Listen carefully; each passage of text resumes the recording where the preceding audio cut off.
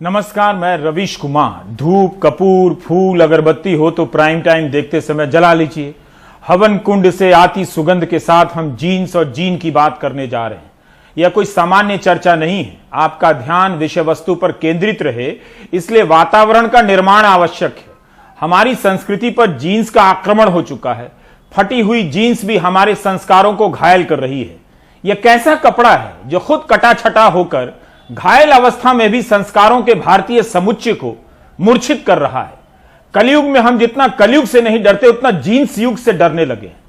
समय समय पर संतों और मुख्यमंत्रियों और अन्य नेताओं ने जीन्स को लेकर विशद विवेचना प्रस्तुत की है। जीन्स ना फटे तो चिंता, ना धुले तो चिंता, और कहीं से कटी फटी हो तो राष्ट्र चिंता। हमारे राजनेताओं की सतर्क निगाहों ने एक पल भी जीन्स की पहरेदारी में कमी नहीं की है।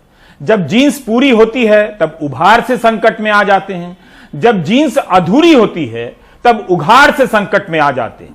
कपड़े के आर पार देखने की लालसा का संबंध कपड़े से नहीं होता है, नजर से होता है। मेरी इस बात को जब आप लिखकर अपने पर्स में रख लेंगे तब कुछ दिनों बाद समझ पाएंगे। जीन्स ही इस वक्त गंभीर समस्या है, लेकिन उससे भी गंभीर है अशोका यूनिवर्सिटी में जो हुआ। अशोका यूनिवर्सिटी से 2 विद्वानों को इस्तीफा देना पड़ गया है। प्रताप भानु मेहता के इस्तीफे के बाद अरविंद सुब्रमण्यन के इस्तीफे की खबर आई है। इंडियन एक्सप्रेस नामक दैनिक समाचार पत्र की रितिका चोपड़ा ने लिखा है कि प्रताप भानु मेहता के इस्तीफे की परिस्थिति का उल्लेख करते हुए अरविंद सुब्रमण्यन ने इस्तीफा दे दिया है। अरविंद तो Ashoka centre for economic policy के संस्थापक निदेशक रहे हैं। अरविंद सुब्रमण्यन जैसे प्रोफेसर भी हटाए जा सकते हैं या हटने के लिए मजबूर हो सकते हैं, जो भारत के आर्थिक सलाहकार रहे हैं और शानदार आर्थिक सर्वे लिखा है। प्राइवेट यूनिवर्सिटी पर हमला सरकारी यूनिवर्सिटी को खत्म किए जाने के जैसा ही है। हाल ही में शिक्षा मंत्री रमेश पोखरियाल निशंक ने लोकसभा में जवाब दिया कि उच्च शिक्षा के 42 केंद्रीय संस्थानों में 6,704 पद खाली हैं, जिसमें से 75% आरक्षित पद हैं। क्या हम उससे घबराएं? क्या रातों की नींद गायब हुई कि पढ़ाने के लिए कोई टीचर नहीं है? तो आपके बच्चों को कौन पढ़ा रहा होगा? जब तक कुंजी की व्यवस्था है, इस बात से घबराना नहीं है कि क्लासरूम में प्रोफेसर नहीं है। इस बात से भी नहीं घबराना है कि सीटें खाली हैं और आपके पीएचडी किए हुए बच्चे को पढ़ाने की नौकरी नहीं मिल रही है। उस बच्चे के लिए व्हाट्सएप यूनिवर्सिटी की व्यवस्था कर दी गई है। अगर उसमें हिंदू मुस्लिम वाले मीम की जरा भी कमी हो जाए तो चिंता करने की जरूरत है। ऐसे वक्त और समाज में क्या आप अरविंद सुब्रमण्यन का पत्र पढ़ना चाहेंगे जो उन्होंने इस्तीफा देते वक्त लिखा है? अरविंद लिखते हैं कि डियर मालविका, जैसा कि आप जानती हैं, मैं अशोका यूनिवर्सिटी इस मकसद से आया कि छात्रों को पढ़ाऊंगा, आर्थिक नीतियों का एक सेंटर बनाऊंगा ताकि उच्च गुणवत्ता से लैस रिसर्च, विश्लेषण और उसका संप्रेषण हो सके। यूनिवर्सिटी के समर्थन से, खासकर मुख्य ट्रस्टी की वजह से यह सेंटर आकार लेने लगा।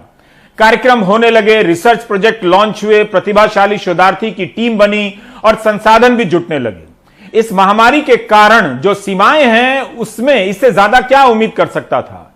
उत्साह था कि हमने जो दूरगामी लक्ष्य तय किए हैं उनमें से कुछ हासिल किए जा सकेंगे, और मुझे अशोका के प्रतिभाशाली छात्रों और सहयोगियों के साथ काम कर, उन्हें जानकर मजा आने लगा। हालांकि प्रोफेसर प्रताप भानु मेहता के इस्तीफे के पीछे जो परिस्थितियां रही हैं, उससे मैं हिल गया हूं। प्रोफेसर मेहता न सिर्फ मेरे प्यारे मित्र हैं, बल्कि प्रेरित करने वाले एक सच्चे राष्ट्रीय हस्ती भी हैं। मैं उन व्यापक संदर्भों को भी समझता हूं जिसमें अशोका यूनिवर्सिटी और उसके ट्रस्टी को काम करना होता है, और इसकी तारीफ करता हूं कि इसके बीच से यूनिवर्सिटी अभी तक निकलकर आगे ही आई है। लेकिन एक ऐसे व्यक्ति को यूनिवर्सिटी से जाना पड़ रहा है जिसकी निष्ठा, ईमानदारी असंदिग्ध है, जो उच्च कोटि का विद्वान है, जो यूनिवर्सिटी के लक्ष्य को धारण करता है। मैं इस बात से परेशान हो गया हूं। अशोका जैसी प्राइवेट यूनिवर्सिटी जिसमें प्राइवेट पैसा लगा है, वो अकादमिक अभिव्यक्ति और आजादी नहीं दे सकती है। यह तो और भी परेशान करने वाली बात है।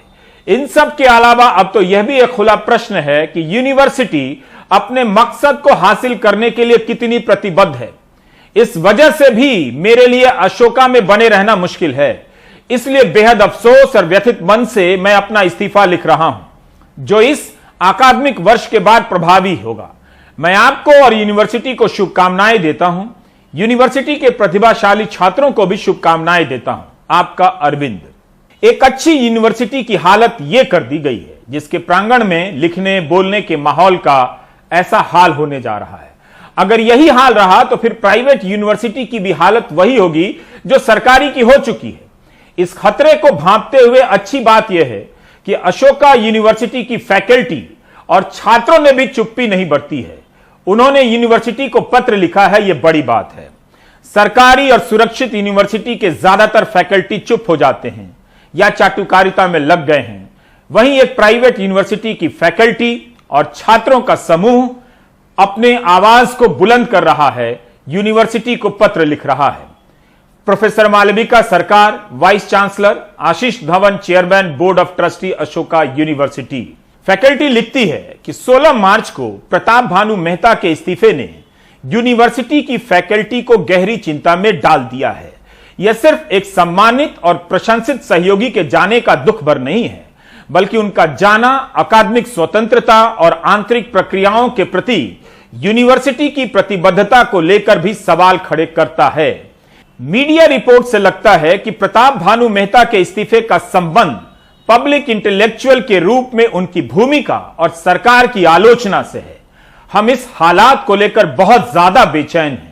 उससे भी ज्यादा बेचैन करने वाली बात यह है कि हमारी यूनिवर्सिटी प्रोफेसर मेहता को हटाने के दबाव में झुक गई या उनके इस्तीफे को स्वीकार कर लिया या उनसे जाने का आग्रह किया गया। यह उन आदर्शों के खिलाफ है जिसे लेकर यूनिवर्सिटी बनाई गई थी। प्रोफेसर मेहता अपने समय में इस यूनिवर्सिटी के वाइस चांसलर रहे हैं। प्रोफेसर मेहता उन आदर्शों के लिए लड़े भी हैं। इस बात से सिहरन पैदा होती है कि भविष्य में और फैकल्टी इसी तरह से हटाए जा सकते हैं। हम यूनिवर्सिटी से आग्रह करते हैं कि वो प्रोफेसर मेहता से अपना इस्तीफा वापस लेने को कहे। हम यूनिवर्सिटी से जानना चाहते हैं कि किसी फैकल्टी को नियुक्त करने या हटाने की आंतरिक प्रक्रिया क्या है। हम प्रोफेसर मेहता के समर्थन में पूरी तरह से हैं। हम उन प्रोफेसरों और रिसर्चरों के साथ भी हैं जिन्होंने अपनी नौकरी दांव पर लगाकर बोलने का जोखिम उठाया है। अशोका फैकल्टी, 18 मार्च 2021। एक दिन लड़ना ही पड़ता है। छात्रों ने भी यूनिवर्सिटी को पत्र लिखा है। प्राइवेट यूनिवर्सिटी भी अगर चुप रही तो वो भी खत्म हो जाएगी। आप सोचिए, इतनी महंगी फीस देकर आप अपने बच्चे के लिए एक अच्छी यूनिवर्सिटी का चुनाव करते हैं और वहां एडमिशन लेने के बाद किसी बड़े प्रोफेसर को सरकार के दबाव में कथित रूप से हटा दिया जाए, तो क्या यह अच्छा है? अरविंद सुब्रमण्यन ने अपने पत्र में जिन परिस्थितियों का जिक्र किया था उसे अशोका यूनिवर्सिटी की फैकल्टी ने उजागर कर दिया है। वो परिस्थितियां सरकार के खिलाफ बोलने पर एक प्रोफेसर को हटा देने की हैं। विश्व गुरु तो हम बन ही चुके हैं, बस जो प्रोफेसर विश्व भर में पहचाने जाते हैं उनको निकालने हटाने का काम थोड़ा बाकी रह गया था। उन सभी को निकालने की परिस्थिति पैदा करते ही विश्व गुरु को लेकर कोई संदेह की परिस्थिति पैदा नहीं होगी। कम से कम परिस्थितियों की यही इन दिनों स्थिति है। प्रताप भानु मेहता इंडियन एक्सप्रेस में लिखा करते हैं, उनके लेखों में सरकार की नीतियों, मौजूदा दौर की प्रभावशाली राजनीति की आलोचना रहती है, हिंदुत्व की राजनीति की आलोचना रहती है। वे अपने लेख में बताते रहे हैं कि कैसे संस्थानों के कुचलने के साथ साथ संवैधानिक अधिकारों में कमी की जा रही है और व्यक्तिगत स्वतंत्रता खतरे में है। प्रताप सुप्रीम कोर्ट के फैसले की आलोचना से भी नहीं हिचकते और व्यक्तिगत स्वतंत्रता के सवाल से पीछे नहीं हटते हैं। दिल्ली दंगों की चार्जशीट पर कड़ी आलोचना पेश की थी कि कैसे जबरन किसी शत्रु की खोज की जा रही है जबकि उसके खिलाफ सबूत नहीं है। हाल के दिनों में प्रताप का ही एकमात्र लेख बच गया था जिसमें दूसरे नजरिए को व्यापक रूप से देखा जा सकता था। अरविंद जिस परिस्थिति की बात कर रहे हैं, क्या वो परिस्थितियां इन लेखों से बनी हैं? कोई नहीं जानता, बल्कि जानते तो सब हैं, लेकिन जब तक अशोका यूनिवर्सिटी या खुद प्रताप भानु मेहता आकर ना बोलें कि वो परिस्थितियां क्या थीं, उसकी कल्पना ही की जा सकती है। यह किसी भी सत्ता को पसंद नहीं होता है कि लोग आजाद हों। प्रोफेसर मेहता आजाद ख्याली के पैरोकार हैं और वो लोगों को आजाद ख्याल होने में मदद करते हैं। यह बात सरकार को जाहिर तौर पर नागवार गुजरती है और इसीलिए चूंकि प्रोफेसर मेहता का प्रभाव जनता पर किसी भी दूसरे अकादमिक के मुकाबले ज्यादा है और वे एक दुर्लभ बुद्धिजीवी हैं, सरकार की निगाह में वे खटक रहे हैं। लेकिन हमें यह स्पष्ट होना चाहिए, जिन लोगों को सदमा पहुंचा है इस घटना से और जो ये कह रहे हैं कि अशोका विश्वविद्यालय जैसा विश्वविद्यालय भी अकादमिक स्वतंत्रता की रक्षा नहीं कर पा रहा है, उन्हें बहुत स्पष्ट होना चाहिए कि अकादमिक स्वतंत्रता व्यापक स्वतंत्रता का एक हिस्सा भर है। और अगर पूरे देश में चारों तरफ आजादी का ऑक्सीजन घट रहा हो तो यह कल्पना करना कि आप एक ऐसा अभयारण्य बनाएंगे जहां अकादमिक स्वतंत्रता और बौद्धिक श्रेष्ठता को सुरक्षित रखा जा सकेगा और उसे पैसे के बल पर समाज के अभिजन उपलब्ध कर सकेंगे, यह एक सुंदर छलावा है। इससे यह भी स्पष्ट हो गया है कि पूंजी से यह अपेक्षा करना कि वह मनुष्य के सबसे बड़े मूल्य स्वतंत्रता की रक्षा करने में दिलचस्पी रखेगी, यह भी एक धोखा है। पूंजी की प्रवृत्ति आत्मरक्षा की होती है, आत्मसम्मान की रक्षा की नहीं। इसलिए ट्रस्टीज ने यह बर्दाश्त किया कि उन पर आप ये आरोप लगाएं कि वे कायर हैं, वे सरकार के आगे झुक गए, लेकिन इसकी संभवतः उनको परवाह नहीं है। हमें यह भी समझना चाहिए कि अशोका विश्वविद्यालय जैसे विश्वविद्यालय जो दावा करते हैं कि वे दुनिया के सबसे श्रेष्ठ विश्वविद्यालयों में से एक हो जाएंगे, उनको यह ख्याल रखना चाहिए कि अगर श्रेष्ठता का पर्यावरण और बौद्धिक स्वतंत्रता का पर्यावरण देश और समाज में मौजूद नहीं है तो उनके यहाँ स्वतंत्रता का बने रहना बहुत ही कठिन है। वे एक ब्रांड जरूर बन जाएंगे, लेकिन वे बौद्धिक प्रश्नाकुलता को पैदा करने की जगह बन पाएंगे, इसमें भारी संदेह है। यह लड़ाई सिर्फ अशोका यूनिवर्सिटी की नहीं है, यूनिवर्सिटी की कल्पना में यकीन रखने वाले हर किसी की है। प्रताप भानु मेहता और अरविंद सुब्रमण्यन को इस्तीफा देना पड़ रहा है, किसी को फर्क नहीं पड़ रहा। यह बताता है कि पेट्रोल अभी 150 रुपए लीटर बिक सकता है। इस तरह से भी देखिए, भारत के लाखों छात्र खराब यूनिवर्सिटी को झेल रहे हैं, बिना गुरु के क्लासरूम में जा रहे हैं, वहां पर 2 प्रोफेसर इस्तीफा देकर चले ही गए तो उन्हें क्या फर्क पड़ेगा? व्हाट्सएप यूनिवर्सिटी तो है ही। वैसे पढ़ना चाहिए, क्योंकि यह सवाल 2 प्रोफेसर के चले जाने का नहीं है। ऐसी घटनाओं से अच्छे शिक्षकों पर भी असर पड़ेगा, उनके पढ़ाने की शैली और खुलेपन पर असर पड़ेगा। वैसे भी अच्छे शिक्षक किसी भी संस्थान में कम ही होते हैं। अगर उन्हें लगने लगे कि यही आज का माहौल है तो पढ़ाई को सिलेबस में समेट कर चलते बनेंगे। कोई प्रोफेसर कैसे पढ़ाए, क्या लिखे, किस पर लिखे, ना लिखे, उनके लिए यह सब तय करना उसी तरह से है जैसे लड़कियों के लिए कपड़े तय करना, जीन्स तय करना। मैं एक दिन राजस्थान से जयपुर से आ रहा था, लेकिन जहाज में जब बैठा था तो मेरे पड़ोस में बगल में एक बहन जी बैठी थी और बहन जी बैठी थी तो बातचीत हुई, बाबा की बगल में बैठी है। लेकिन मैं जब उनकी तरफ देखा तो नीचे गमबूट थे, जब और ऊपर देखा तो घुटने फटे थे, हाथ देखे तो कई कड़े थे। लेकिन जब ये घुटने देखे, बच्चे 2 साथ में उनके थे। मैं कहा, बहन जी कहां जाना है? दिल्ली जाना है। हस्बैंड कहां है? जीएनयू में प्रोफेसर है। तुम क्या करती हो? मैं एनजीओ चलाती हूं। एनजीओ चलाती है, घुटने फटे दिखते हैं, समाज के बीच में जाती हो, बच्चे साथ में हैं, क्या संस्कार दो? आज ये जिस तरह का भौतिकवाद की चकाचौंध में आज का यहाँ का नौजवान, और नौजवान ही नहीं तो युवतियां भी भाग रही हैं उस होड़ में, उस दौड़ में, और जो उन्होंने देखा वही करने लगते हैं, जो सुना जो देखा। मुख्यमंत्री तीरथ सिंह रावत कहते हैं कि लड़कियां भी कम नहीं है, घुटने दिखा रही हैं। क्या यह अच्छी बात? उनके शब्द हैं, यह सवाल ही गलत बात है। संघ के लोग हाफ पैंट में शाखा में जाते रहे हैं, वो भी तो घुटने के ऊपर होती है। अब भले ही फुल पैंट का चलन शुरू हुआ है, लेकिन हाफ पैंट गायब तो नहीं हुआ।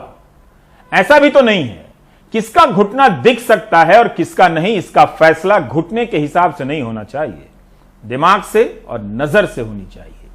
जीन्स लड़के भी तो पहनते हैं। ट्विटर पर लड़कों ने अपनी फटी हुई स्टाइल वाली जीन्स की अनेक तस्वीरें डाल दी हैं, लड़कियां भी डालने लगी हैं। हमारे नेताओं के बयान से अच्छी और संस्कारी लड़कियों की कल्पना तो नजर आती है, संस्कारी लड़कों की कल्पनाओं का पता नहीं चलता।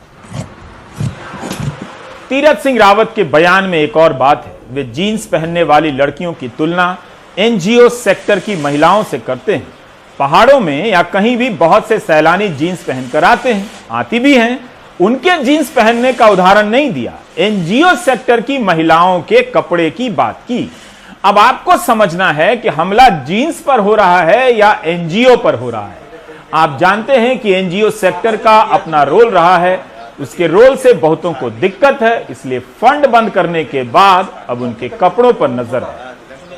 जीन्स का जीन से कोई संबंध नहीं होता। संस्कार का संबंध अगर कपड़ों से होता तो खादी पहनने वाले नेताओं की ईमानदारी पर जनता जान लुटा देती। नेताओं को भी चुनाव के समय जनता के बीच कुछ लुटाने की जरूरत नहीं पड़ती। अगर आप सोच रहे हैं कि जीन्स को लेकर संस्कारी विचार केवल बीजेपी के नेताओं के हैं तो गलती करेंगे। समय समय पर ऐसे महान विचारक हर दल के बीच से निकल आते हैं, पर यहां एक मुख्यमंत्री की बात हो रही है।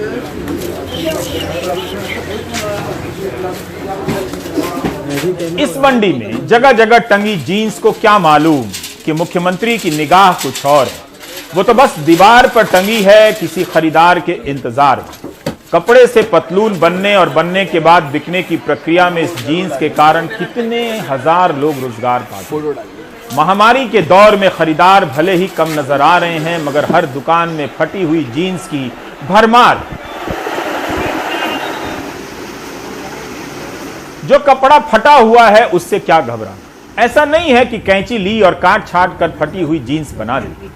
इसमें भी दिमाग लगता है, डिजाइन लगती है। यहां भांति भांति की जीन्स महज फैशन के लिहाज से टंगी है, लेकिन तीरथ सिंह रावत की नजर से देखें तो ये सभी अपराधी की तरह नजर आने लगेंगे। पतलून की टांगों में अनगिनत छिद्रों से किसी संस्कृति पर हमला नहीं होता है। इस लिहाज से कहीं किसी दिन लोग लुंगी के पीछे ना पड़ जाएं। अगर आप श्रम और लिहाज के हिसाब से जीन्स के कारोबार को देखें तो पता चलेगा कि दिल्ली, बागपत, फरीदाबाद जैसे शहरों में जीन्स ने कितनों को काम दिया है। भले ही यह बीजेपी के नेताओं के लिए वस्त्र से ज्यादा पतित विचार हो, लेकिन यहां तो जीन्स केवल रोजगार है। मेहनत करने वाले लोग भी जीन्स पहनते हैं। धुलाई से लेकर ढुलाई की इसकी लंबी प्रक्रिया उद्योग की खूबसूरत संस्कृति बनाती है, ना कि सीएम साहब के हिसाब से घुटने दिखाती है। माँ बाप अपने बच्चों के लिए बड़े शौक से जीन्स खरीदते हैं।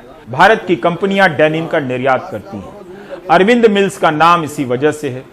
इसी को समझना है कि हमारे युवाओं की जिंदगी बर्बाद हो रही है। यूनिवर्सिटी अच्छी नहीं है, नौकरी नहीं मिल रही, तो कारण बता दो कि युवा जीन्स के कारण बर्बाद हो रहे हैं। हमारे नेता बर्बादी का कारण युवाओं में ढूंढी लाते हैं, उनमें नहीं मिलता तो उनके कपड़ों में खोज लाते हैं। जीन्स की वैरायटी बहुत सारी है, प्लेन जीन्स भी है और फंकी भी है, लेकिन आज के समय फंकी जीन्स की डिमांड है। ऑल ओवर इंडिया में आप देखेंगे तो फंकी जीन्स और फंकी जीन्स ही है सभी जगह। तो मैं तो स्पेशली कहना चाहूँगा, और ऐसा नहीं है, कुछ लोगों ने, मैंने सुना है, ऑब्जेक्शन भी आया है कि भाई फंकी जीन्स लड़कियों को नहीं पहननी चाहिए, या ऐसा है। ये मेंटेलिटी है, सिर्फ उनकी अपनी पर्सनल मेंटेलिटी है। अगर आप यूथ से जानकारी लेना चाहेंगे तो यूथ भी कहता है कि जी हमें तो फंकी जीन्स पसंद है। फंकी जीन्स का मैं बताता हूँ इतना ट्रेंड है कि हम उनकी डिमांड पूरी करते करते पूरी नहीं कर पाते हैं। इतनी डिमांड आज की डेट में है फंकी जीन्स की।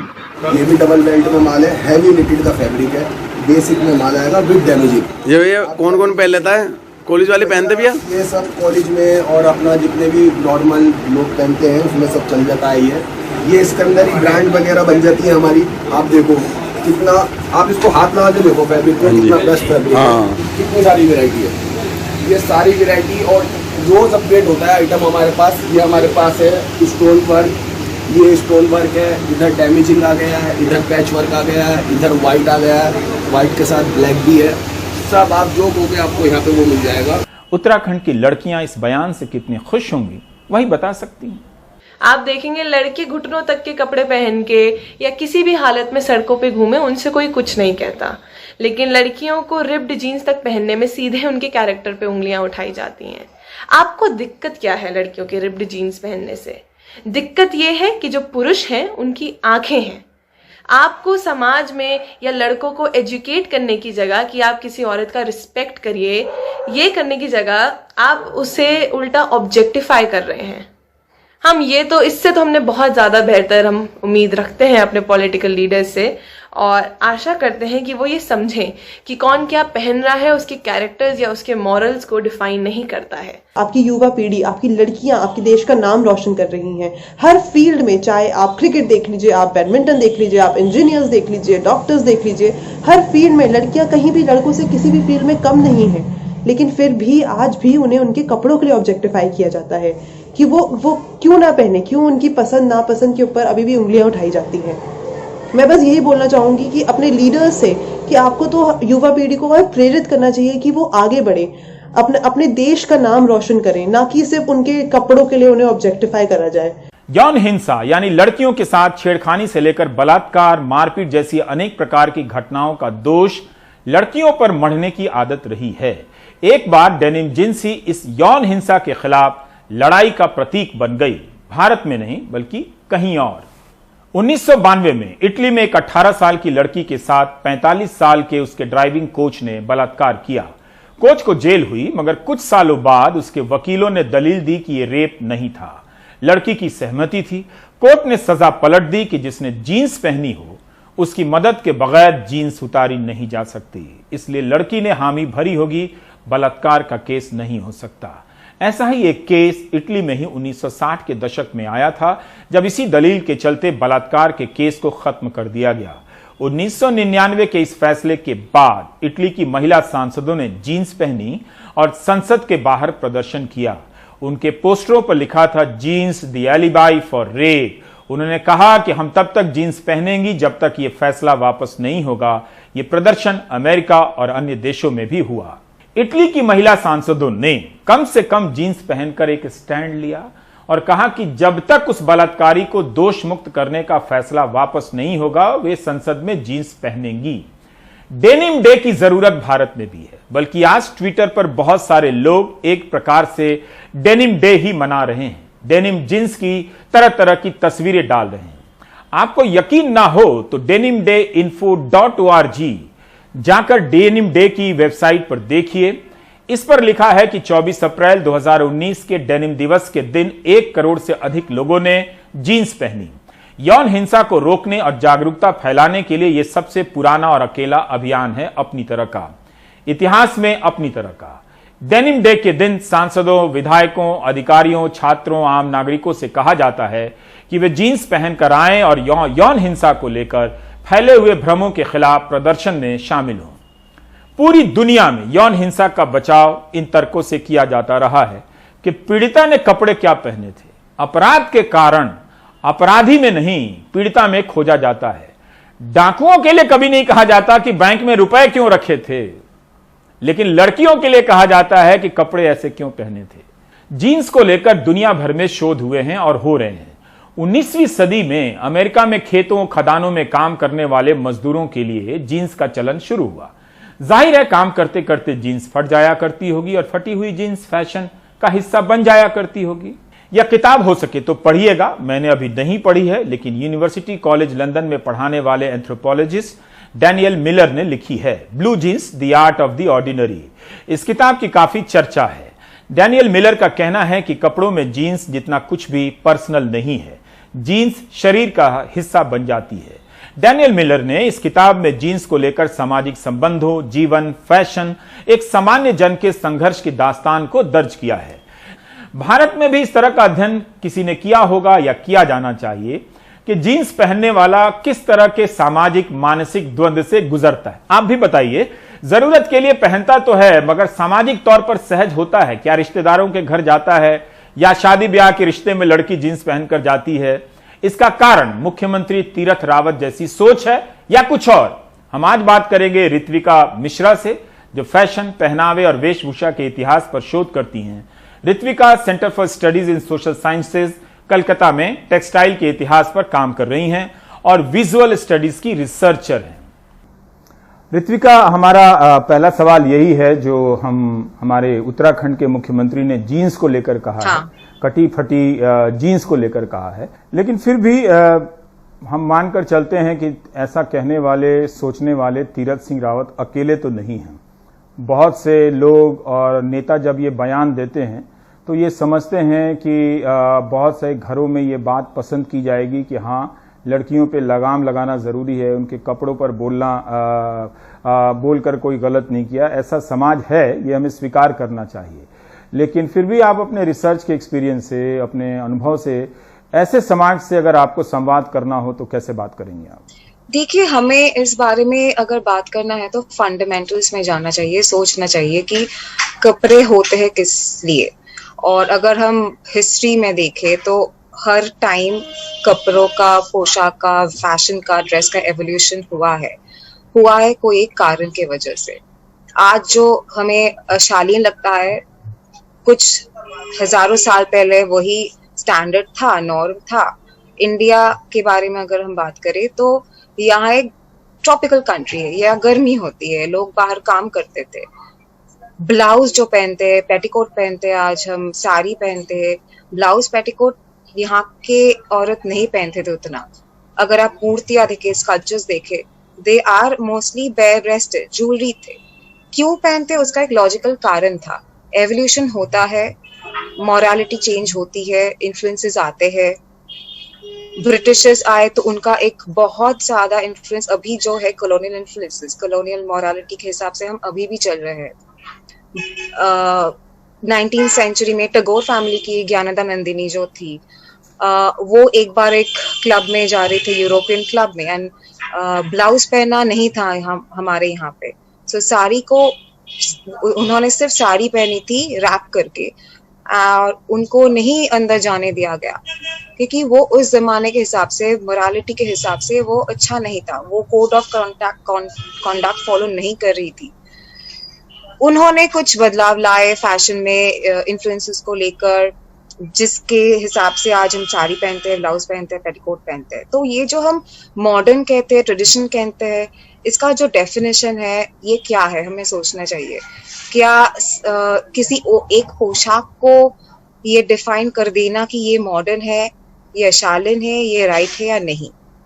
दीज आर फंडामेंटल्स जिसके बारे में हम बात नहीं करते, लोगों को पता नहीं चलता है। पर हर घर में, हर स्कूल में, कॉलेज में अगर आपको कोई एक पोशाक के बारे में पूछे कि ये मॉडर्न है, ये क्यों है, क्योंकि हम देखते हैं ये मॉडर्न, मुझे लगता है ये सब बारे में हम ज्यादा बात नहीं करते। हम जस्ट एडवर्टाइजमेंट देख लेते, टैग्स देख लेते, ये ऐसा है। इसीलिए ये लोग जो ऐसे नारे लगाते हैं कि महिला को ये नहीं पहनना चाहिए, रिप जीन्स अगर पहनो तो ये नहीं होगा, वो नहीं होगा, उनको तो भी हमें रिस्पॉन्सिबिलिटी है कि हम उनको समझाएं, उनके साथ कन्फ्रंटेशन करें, कॉन्वर्सेशन करें, और एक कॉन्वर्सेशन की जगह हम पहुंचे।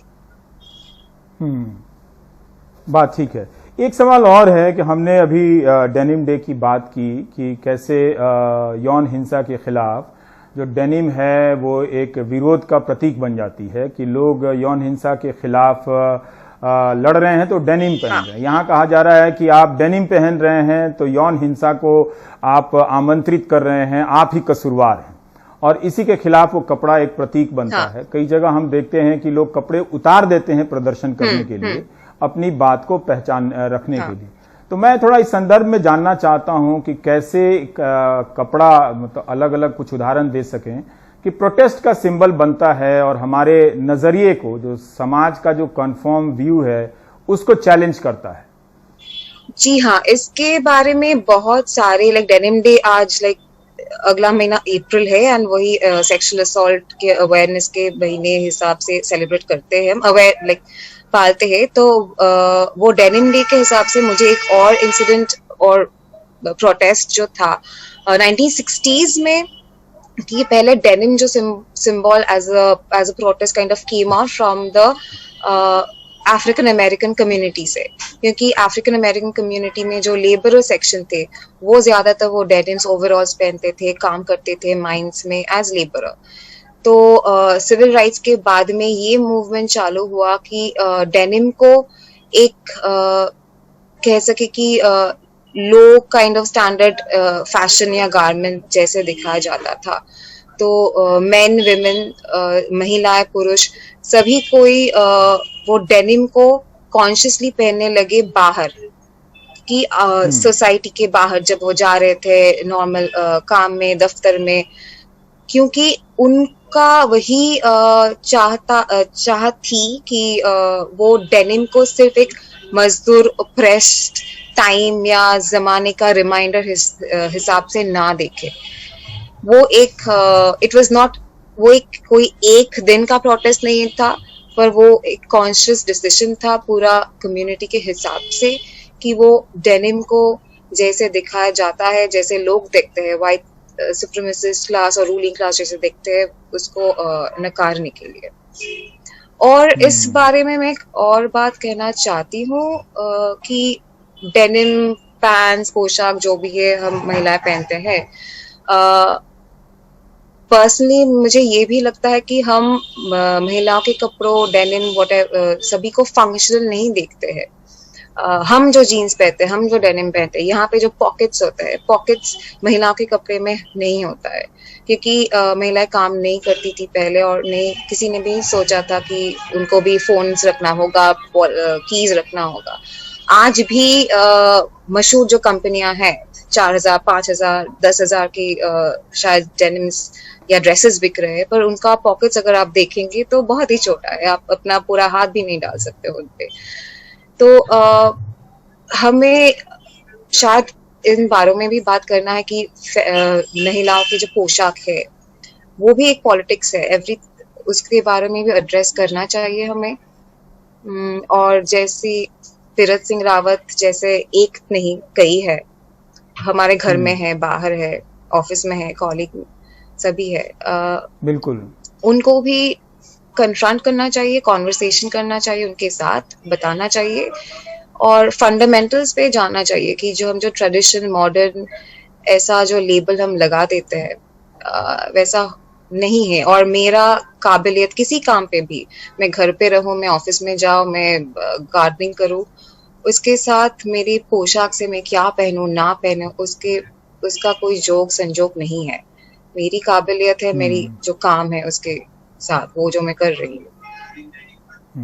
बहुत बहुत शुक्रिया ऋत्विका मिश्रा जानकारी देने के लिए। Thank you.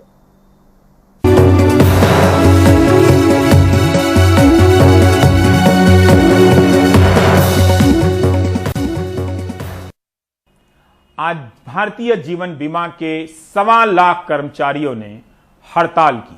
वे बीमा में विदेशी निवेश का दायरा बढ़ाए जाने के खिलाफ हैं और LIC के IPO लाए जाने के खिलाफ हैं। हिमांशु ने उनसे बात की। ये जो एक दिन की स्ट्राइक है, इसके जरिए आप क्या मैसेज देना चाहते हैं? मैसेज ये देना चाहते हैं कि जो गवर्नमेंट ऑफ इंडिया ने अभी जो LIC के अंदर IPO लाने का बात की है, उसके विरोध में हमने आज एक दिन का हड़ताल किया है। हमने इसके विरोध में भी किया है कि जो FDI को 49 to 75%, आज 49 to 74% जो पार्लियामेंट के अंदर आज प्लेस भी किया है अडॉप्शन के लिए, उसका हमने विरोध किया है। हम इस बात का भी विरोध कर रहे हैं कि जो निजीकरण करने की बात की है 2 बैंकों की और एक जनरल इंश्योरेंस की कंपनी को, उसके विरोध में हम कर रहे हैं। और इस डिमांड के साथ कि पिछले 44 महीने से हमारा जो चार्टर ऑफ डिमांड्स है वेजिस का, वो अभी तक पेंडिंग है, स्टिल पेंडिंग है, वो जल्दी सेटल किया जाए। वेजिस का भी एक इशू है। तो आज कितने एम्प्लॉयज़ जो है वो स्ट्राइक पे हैं रविंदर जी? आज हमारा जो है करीब 1.25 लाख हमारे पूरे हिंदुस्तान भर के अंदर सारे कर्मचारी, जिसके अंदर 1.25 लाख के लगभग, जिसके अंदर हमारे क्लास 1 ऑफिसर्स हैं फेडरेशन, क्लास 2 फेडरेशन और क्लास 3 फेडरेशन और ऑल इंडिया इंश्योरेंस एम्प्लॉयजेशन, जो कि 90% हमारा जो है total India all over India हमारा जो रिप्रेजेंटेटिव हम करते हैं। IPO को लेकर क्या चिंता है LIC के एम्प्लॉयज़ की, जिसकी वजह से आप स्ट्राइक कर रहे हैं? LIC जो है, सबसे बड़ा बात यह है कि भारत के लोगों का विश्वास है, और विश्वास कहीं ना कहीं IPO आने से डगमगा रहा है। इसके कारण हम लोग काफ़ी चिंतित हैं कि जो 1956 से जो विश्वास बना हुआ लोगों का, उसका प्रतीक है LIC, और उसमें कहीं ना कहीं सरकार जो है प्राइवेट या अदर्स दूसरे जो काम जो कर रही है, उनका विश्वास डगमगा रहा है। जो FDI के खिलाफ जो आपका विरोध है, उसको लेकर क्या चिंता है? सर, FDI ही एकमात्र जरिया नहीं है। जरिया अच्छा ये होना चाहिए कि हमारे पास जो हमारे गवर्नमेंट ऑर्गेनाइजेशन है उसको हम कैसे मजबूत बनाएं, ना कि एफडीआई कर कहीं ना कहीं हम प्राइवेटाइजेशन के तौर पर उठाया हुआ या पहला कदम लोग मानते हैं, और ये कहीं ना कहीं विश्वास को ख़त्म करता है भारत के लोगों को कि भाई हमारा पैसा जो हम कमा रहे हैं वो हमारे देश में रोटेट नहीं होकर बाहर चला जाएगा। इसलिए हम सारे जॉइंट फोरम पर इकट्ठा होकर सरकार की इस नीति का विरोध करने आए हैं।